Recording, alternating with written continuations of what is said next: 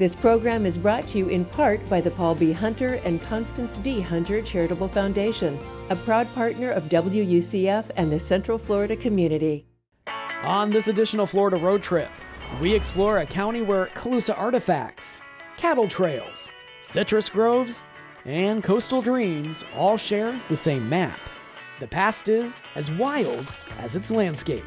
Seminoles, especially in the mid-1800s, as they were moving around and being pushed around by the Seminole Wars, stopped here and would camp here. Plus, discover how a tropical paradise got its name, thanks to a little creativity and a lot of clever marketing. A more appropriate name for this area would have been something like Mosquitoville or Alligatorburg, because that's what you had here, but you're not going to get people to invest in the area, you're not going to get people to visit if you have names like that. We'll also visit a coastal community where archaeologists uncovered a rare wooden artifact that changed what we know about Florida's earliest residents. The height of the archaic village on Marco Island was happening the same time that Egyptians were learning to write on papyrus. And we'll go inside a 5-star laundry facility. Well, at least by 1920s Everglades standards. Just leave your dress and your suit outside your room. We'll bring them down to the cleaners and they'll be ready in time for dinner tomorrow. From gopher tortoises to giraffes, pineapples to pythons, you'll never know what you'll stumble across when history and the wild collide. Buckle up, Florida Road Trip is back on the road and rolling into Collier County.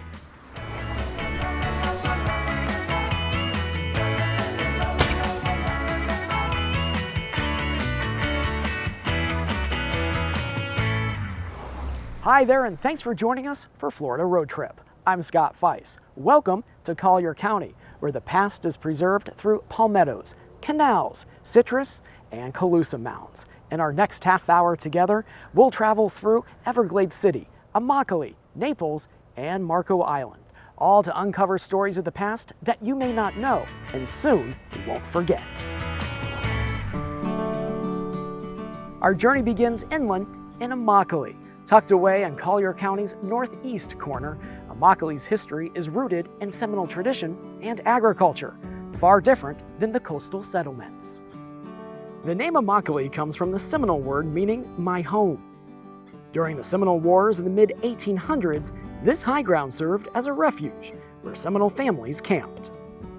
Immokalee was very significant to Florida's early settlement and history. Seminoles, especially in the mid-1800s, as they were moving around and being pushed around by the Seminole Wars, stopped here and would camp here. After the Civil War ended, there were people coming through, pushing down with the Homestead Act and things to settle the land here. The Seminole people and early settlers recognized the land's promise. Immokalee became one of the first areas in today's Collier County to see a permanent settlement. I think people came here because the Seminoles knew it was good land in the 1800s, and settlers coming from up north saw that it was good land, high ground. We're going to be safe from hurricanes here. We're one of the highest natural points in Collier County. There were gopher tortoises here, deer, open range for people to herd their cattle and hunt cattle on. Immokalee grew into a small but vital ranching and farming hub. Cattle roamed the open range, and citrus groves thrived. Locals say oranges grew right here for hundreds of years. Even today, Immokalee remains the agricultural heart of Collier County. Its farms and fields feed much of the nation each winter. This quiet town's pioneer spirit gave early settlers a home on the Florida frontier. Now we head to the southwest Gulf Coast for a different chapter of Collier County's history, Naples. Unlike Immokalee's frontier beginnings, Naples was always envisioned to be a vacation paradise, attracting winter residents and tourists alike. In the 1880s, this area was remote. The closest town was Fort Myers to the north, and the nearest city on Florida's west coast was Key West to the south, more than 100 miles across the Gulf away. Still, a group of northern businessmen saw potential in the beaches and fishing right here. The legend initially is that Naples itself, there was an unnamed surveyor standing out there by Naples Bay. And he's looking at it and he says, oh, this reminds me of the Bay of Naples in Italy. And it looks nothing like the Bay of Naples in Italy. Beautiful there. You've got mountains on either side. They have date palms, we have palmettos. But you can see people comparing that beauty there. But really, it's about advertising. You know, a more appropriate name for this area would have been something like Mosquitoville or Alligatorburg, because that's what you had here. But you're not going to get people to invest in the area. You're not going to get people to visit if you have names like that. There's almost this new renaissance going on in the 1800s. So people are interested in the ancient classical world. And so people are naming towns and places throughout the United States after these ancient cities. When you have people starting to come to visit Naples especially, that was a very big hub for tourism for Collier County with the start of the Naples Town Improvement Company and then their efforts to build a resort community. A lot of those people who are coming here are those adventurer type. Those adventurers came for sport. Naples quickly became famous for its incredible fishing and hunting, and what was then a subtropical frontier. By 1888, Hotel Naples was complete. Visitors arrived by boat and rail to enjoy the mild winter climate, tarpon fishing, and bird hunting, especially wild turkey. We have Osceola turkey here in Florida. They were so abundant here that it was actually selected as our county seal. So when you look at Collier County's official seal, not our logo with like the fancy little palm tree and looks like a beach, but when you look at the county's official seal on government documents, it is a Osceola turkey. In the 1920s, Baron Collier helped bring even more growth when he invested in the area. By mid-century, Naples solidifies its reputation as a Florida paradise, known for its upscale yet laid-back lifestyle. Next, we journey to Marco Island, where history runs deeper than any other place in Collier County, literally. It's actually the earliest site in the southeast that shows year-round coastal occupancy. To give you a perspective, the height of the archaic village on Marco Island was happening the same time that Egyptians were learning to write on papyrus. So it's just really crazy to think about. Marco Island was one of the earliest known permanent settlements on Florida's west coast. The Calusa established villages here and engineered canals and used tools made from shells. One of the earliest discoveries from the Calusa era is the Key Marco cat. The Key Marco cat artifact was found in 1896 as part of an archaeological dig on the north part of the island. It was found in part because W.T. and Betty Collier, and later their son Captain Bill Collier, were digging in the muck and using that to enrich the soil for their vegetable garden. The cat is this great sort of find in that it's this wood piece that you normally wouldn't get. We know from the history of the Calusa, from what the Spanish put down, that this was likely a ceremonial piece. It's also just beautifully carved. It's an artistic piece. And when you see something that artistic, that meant someone had time to sit there and learn a craft and hone a skill and create this beautiful object and didn't have to worry about going fishing or picking food or anything like that. So it's also a sign of a civilization. Centuries later, pineapple became king. Well, at least for a while. In the early 1890s, we had our first pineapple farmer whose name was Frederick Ludlow, and he was the first to do large-scale pineapple production. And by 1910, he was actually exporting about 50,000 crates of pineapples a year. The hurricane of 1910, which was a major hurricane and a direct hit to Marco Island, completely salted the earth and led to the end of the pineapple industry on our island. The collapse of the crops led to a rise in clams. The clam factories became the largest industry on the island for about 40 years. In the 1920s, Baron Collier brought his name and his fortune to Southwest Florida. He financed the Tamiami Trail, building a road through the Everglades and opening the region to development. Decades later, his heirs partnered with the Immokalee brothers to complete his vision. They were well trusted. We gotta remember, Florida's gone through this boom-bust cycle with land so much. And you had swamp pillars, you had people who were selling land by the gallon, that whole joke. The Immokalees were known for doing what they say they were gonna do and for developing an actual community. Not just laying down a grid and say, here's a lot. but bringing in utilities, looking at where shopping centers were going to be. The Collier family, the son and the grandkids, bring the Mackles in, and they work with them in the Deltona Corporation. And so what you see today as Marco Island is a result of that business partnership and the Mackle brothers developing the island. Although Everglades City may be small in size, the community played a large role in the story of Collier County. Even people who are residents of Collier County are surprised to discover that this was the original county seat, that our neoclassical style city hall building was the county courthouse. It all began with one man, Baron Collier. He dreamt of a road stretching across the Florida Everglades and a county all his own. Baron Collier had this very successful business bringing tourists in, but it was also at the exact same time that the automobile is being popularized. And Florida's promoting itself as a destination you can and should drive to. You could not drive to Everglades City. They need a road. Collier knew a lot of influential people, but he was unable to convince anybody that they needed to spend taxpayer money building this road. Most people thought it couldn't be done. He ultimately offers to put up the money to secure the bonds to build the trail. But in exchange for that, what he wants is a large portion of his 1 million acres of property that he owns being named Collier County. The Florida State Legislature and the governor signed away, and Collier County was born. Everglades City became his base of operation during the construction of the Tamiami Trail and his model town. Collier invested in building railroad lines, dredging channels, and expanding what is now the iconic Rod and Gun Club. It became known as a 5-star luxury hotel, Everglades style. And that's the kind of top-notch hospitality that Collier wanted to be known for, and it really built this town. The county seat stayed in Everglades City until after Hurricane Donna hit the area. When Hurricane Donna hits Collier County areas in September of 1960, it has winds of 160 miles per hour. There was actually a report done after that described the impact of Hurricane Donna as being a hydrogen bomb blast every 8 minutes. So it had a lot of devastating effects on Collier County, especially in Everglades City.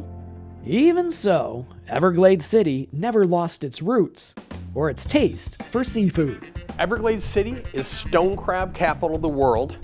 If you haven't had stone crab, it is a unique culinary treat. Some of the original descriptions that I've found in newspapers in the previous century describe it as being a cross between crab and lobster. And the story of the city is still told inside a building where luxury guests once sent their linens. The Museum of the Everglades was the model steam laundry. It was commercial laundry. But you can imagine the hospitality that he's offering includes the fact that their waiter will say, "Sir, madam, just leave your dress and your suit outside your room. We'll bring them down to the cleaners and they'll be ready in time for dinner tomorrow." Today, that former laundry facility is one of 5 free museums in Collier County, each dedicated to preserving a different piece of the past. At the Museum of the Everglades, guests walk through more than 2,000 years of Glades history, from ancient peoples and pioneers to the arrival of the Tamiami Trail and the explosive growth that followed.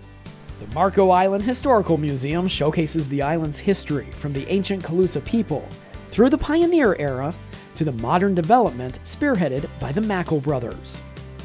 The Collier Museum at Government Center offers a deep exploration of regional history, featuring exhibits on prehistoric mastodons, pioneer-era tools, and outdoor displays such as a steam locomotive, swamp buggy, restored Naples cottage, and a recreated Seminole village. The Pioneer Museum at Roberts Ranch in Immokalee vividly brings the frontier to life with exhibits like cattle pens and bunkhouses. It also highlights the contributions of the Seminoles, Miccosukee, and migrant workers who were instrumental in building the community. Each museum reveals a unique part of Collier County, and together they create an unforgettable journey through Florida's wild and storied past.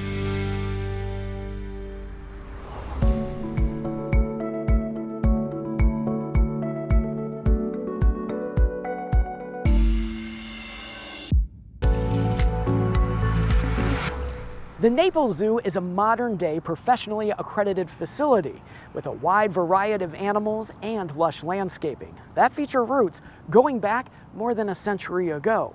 This was a botanical garden well before the big cats arrived.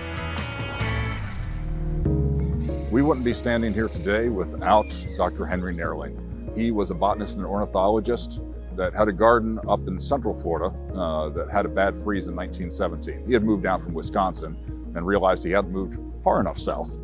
He moved to Naples with his collection in 1919. By 1925, he had over 3,000 species on site. He formed the foundation that is the botanical garden. After Dr. Nerling's passing, the site grew wild. That's until philanthropist Julius Fleischmann stepped in. He dug the lakes, set the pathway that we still walk today, and opened it to the public in 1954. In 1969, the garden became home to something new. That's when Jungle Larry and Safari Jane brought their animals and transformed the site into what's now a nationally accredited zoo. Jungle Larry and Safari Jane are my parents, Colonel Lawrence and Nancy Jane Tetzloff. They brought the animals here in 1969 and basically converted what was a popular tourist attraction similar to what you'd find in other parts of Florida, the era, plants, parrots, that kind of experience of that era of Florida tourism, and introduced the larger charismatic megafauna. And then when she kind of feels all... What makes Naples Zoo truly one of a kind is how it blends a historic landscape with a mission for conservation. Everybody can always build something new. You can't build old. That makes us stand out, but also because of that, we had to build where guests get very close to the wildlife. That is an added benefit of not just seeing them through glass, which many institutions do, but also a lot of the other areas people get to see the animals in a more intimate way. Those unforgettable experiences are around every turn, like the Primate Expedition Cruise. Primate Expedition Cruise have guided catamarans that take people on about a 15 to 20-minute cruise, gliding through the islands. We have a few different species of monkeys, lemurs, and gibbons out on the islands for you to see in a natural habitat. Another up-close encounter is the opportunity to feed a giraffe. But beyond the guest experience, Naples Zoo is making a big global impact by supporting more than 20 conservation projects around the world.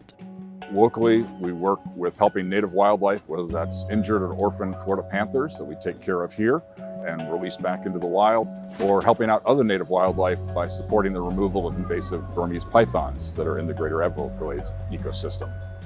Globally, we have a reach into Madagascar.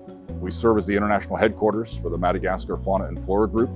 We do restoration of natural habitat with replanting, protecting endangered lemur species, and even the same thing we do with Burmese pythons here, supporting the removal of invasives that threaten the native wildlife.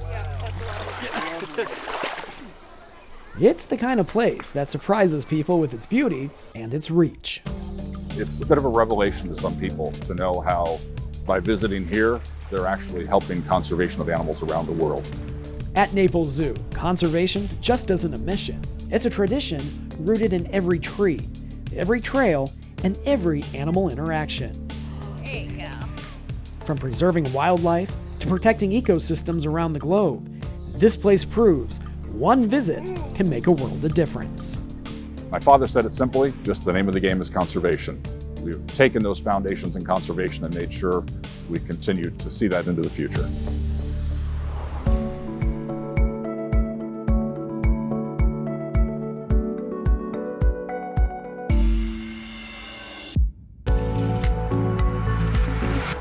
When you think of Collier County, beaches, boating, and bustling Naples may come to mind. But just south of the city awaits one of Florida's greatest conservation success stories. It's a place where history, science, and passion meet the sea.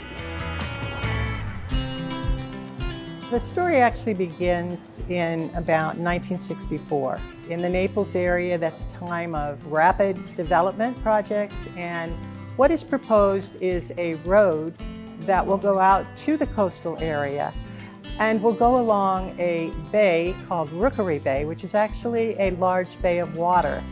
the road would have to cut through untouched mangrove forests and coastal ecosystems, areas critical for wildlife. One of the most prominent individuals was a gentleman by the name of Lester Norris. And he was a very wealthy resident of Naples. When he heard about this, he was immediately determined to respond and to stop it. The road was defeated. But this group of prominent individuals and businessmen knew that this would not be the end of this particular topic. They needed to work at what a permanent solution would be. And to that end, then, a new group was formed, and it was called the Collier County Conservancy. Their first mission? Protect Rookery Bay.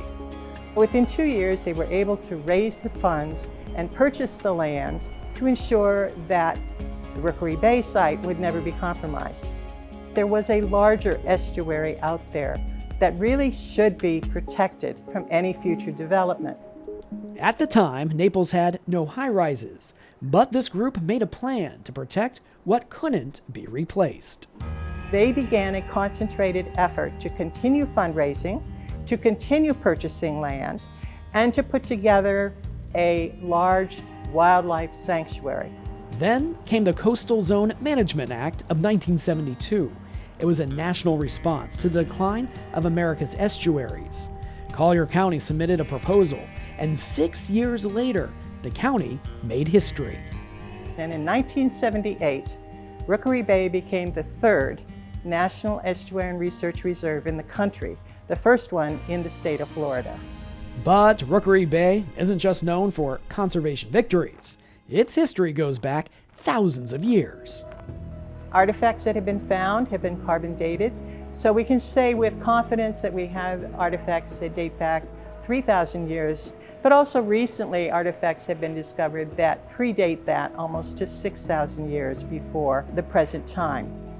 Throughout the reserve are large mounds and small mounds and indications that the Calusa Indians were here residing in the coastal area. Today, development avoids the wetlands of Rookery Bay, but modern threats linger when it comes to the water.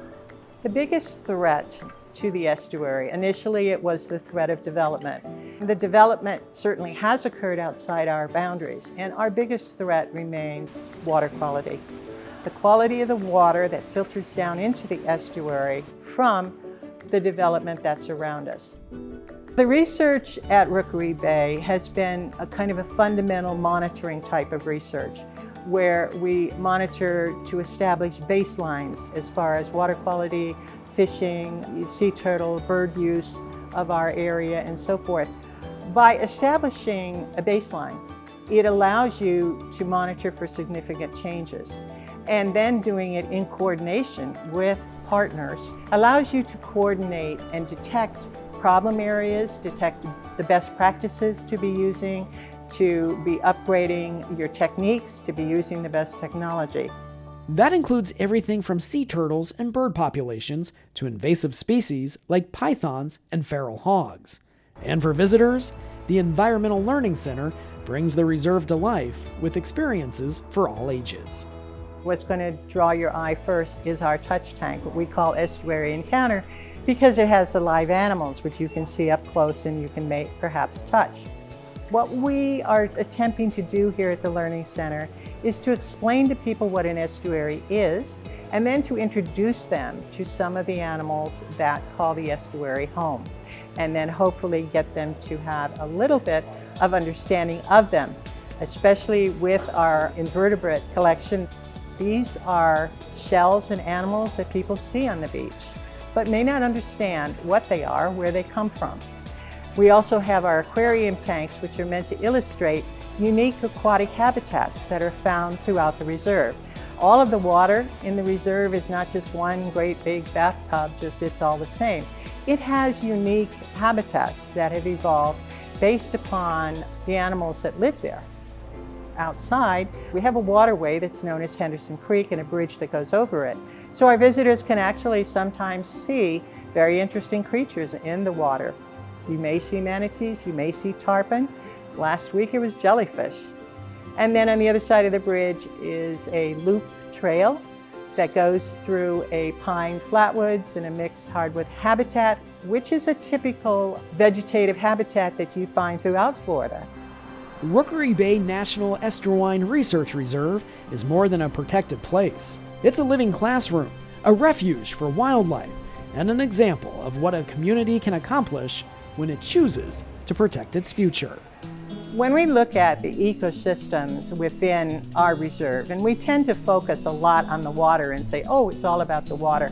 But we actually have maybe 12 different unique habitats found within our boundaries. And that is replicated throughout the state of Florida. So when we look at our pine flatwoods or our scrub habitat or our salt marshes or our freshwater marshes, we're more than just the water. And in that sense, we're mirroring a lot of the rest of Florida. So what we do in certain areas, whether it is the prescribed fire or invasive species removal, it's applicable to elsewhere in Florida where you have the same habitat and the same challenges.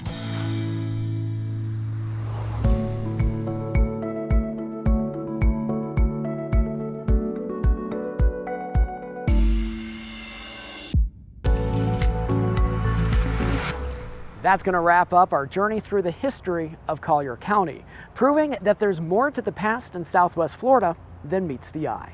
Thanks for joining us. I'm Scott Feiss. We'll see you down the road on the next edition of Florida Road Trip. Until then, safe travels, everyone.